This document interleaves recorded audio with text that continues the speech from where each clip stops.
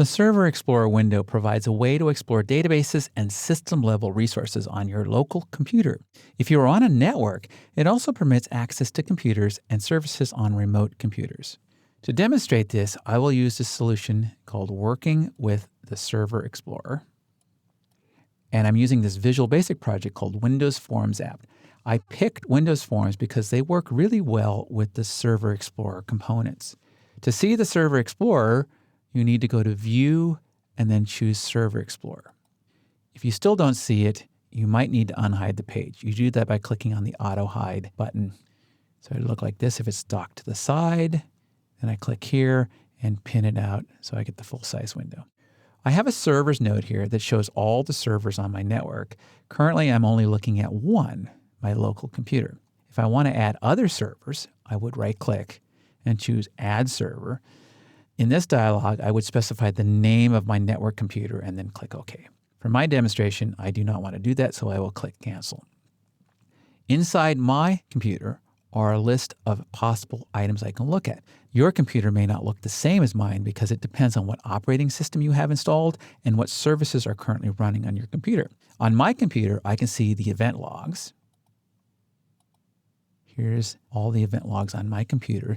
These match the regular event logs that you see in the log viewer.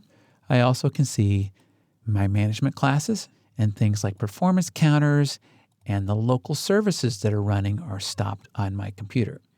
At first glance, it looks like this is merely a tool for exploring and viewing resource information. But it's more than that. Not only can you view the server information in this window, but you can also use these child items in your application. Let me show you how to do that.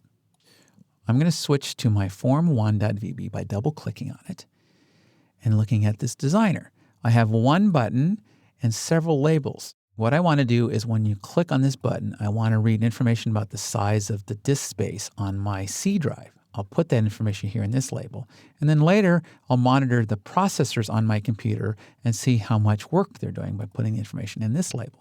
So to start my process, I'm going to open something called the Management Classes and look for this section called Disk Volumes.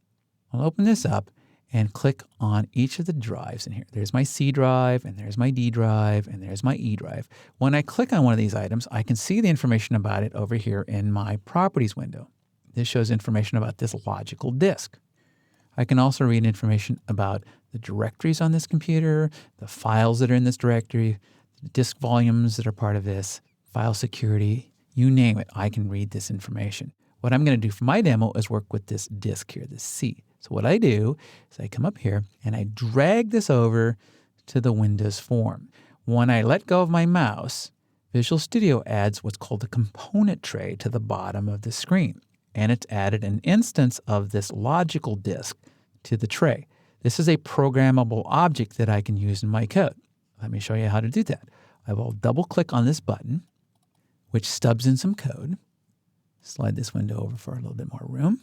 And then I'm going to take that label 3.txt, and now I'm going to read the information from that logical disk. Yeah, I'll use this free space. I'll turn that into a string, and then this allows me to format that string. Let's say I want to have some decimal places in here. I would type in 0, 0. Let's review what I've done. I'm interrogating this object, examining the free space, formatting the string, and then assigning it to this text property. To run this application, I'm going to choose Debug, Start Debugging. And then when I click on this button, I'm interrogating that object. There's more. Let's look at the processor on my computer. Do the same thing. We'll go back to the Form Designer. Look at the performance counters down here.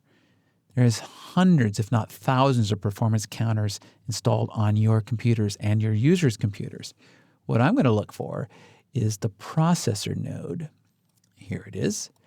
And then I'm going to look for the percentage of processor time. How much of my processor is being used, the total amount.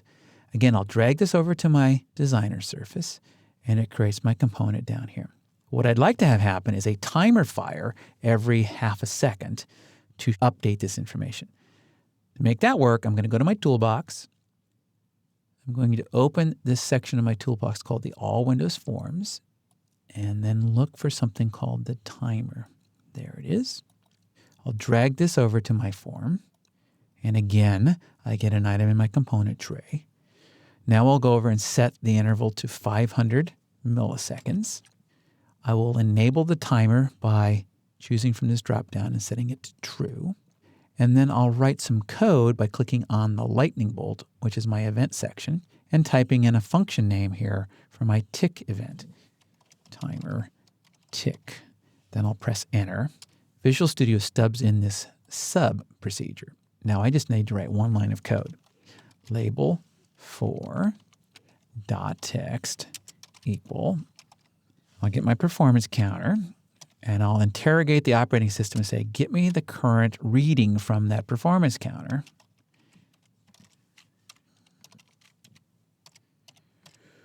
And that's ready to go. Again, I'll run the application by choosing debug, start debugging. And as you see, every time the timer fires, it's interrogating the operating system and getting the processor information. The Server Explorer exists to let me easily add system monitors to my applications. Read the help file to learn more about how this works.